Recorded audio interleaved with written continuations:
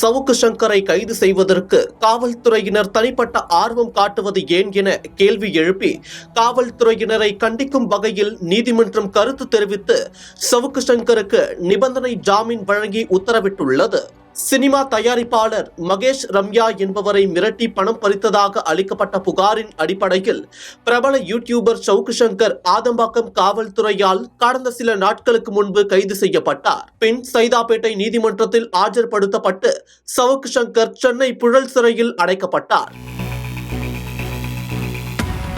இதற்கிடையே சென்னை நந்தனம் பகுதியில் மதுபான பார் நடத்தி வரும் அரிச்சந்திரன் என்பவரை மிரட்டி 1 லட்சம் ரூபாய் பணம் பறித்ததாக அளிக்கப்பட்ட புகாரின் பேரில் சவுக்கு சங்கர் கைது செய்யப்பட்டார் என்பதும் குறிப்பிடத்தக்கது. அதனைத் தொடர்ந்து ஜாமீன் கேட்டு சவுக்கு சங்கர் தரப்பில் சென்னை உயர்நீதிமன்றத்தில் மனு தாக்கல் செய்யப்பட்டது.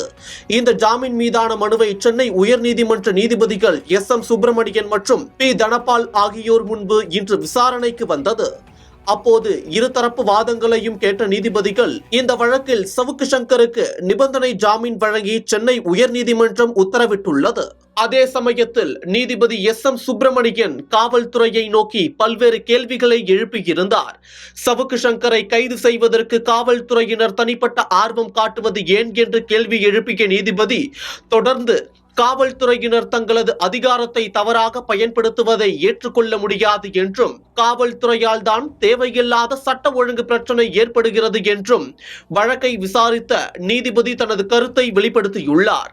மேலும் புகார் அளித்த அடுத்த நாள் அதிகாலையிலேயே அவசரமாக கைது செய்ய வேண்டியதன் நோக்கம் என்ன, அதுவும் தீயணைப்பு துறையினரை கூட்டிச் சென்று வீட்டை உடைத்து அவரை கைது செய்ய வேண்டிய அவசியம் என்ன என்றும் கேள்வி எழுப்பினார்.